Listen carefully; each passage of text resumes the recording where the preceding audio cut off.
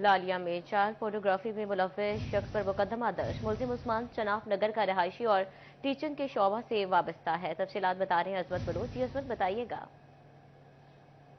یہ لالیہ کا نوائی علاقہ ہے، چناب نگر، اور وہاں کا جو رہائشی ہے عثمان نامی، اس کا جو چائلڈ پورنوگرافی کا جو واقعہ ہے وہ سامنے آیا ہے۔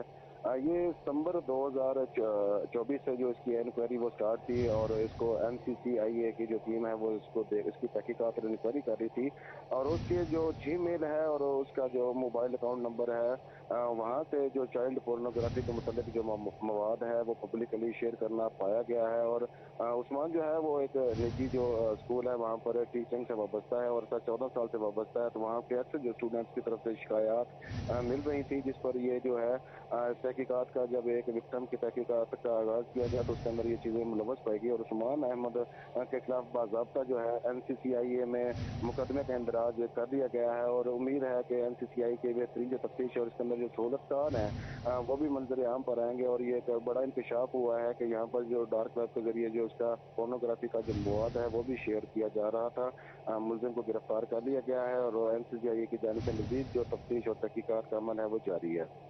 بہت شکریہ عصمت آپ کا۔ اینٹی کرپشن فیصل آباد کی کارروائی، فراڈ میں ملوث ٹریفک وارڈن عمران عباس گرفتار کر لیا۔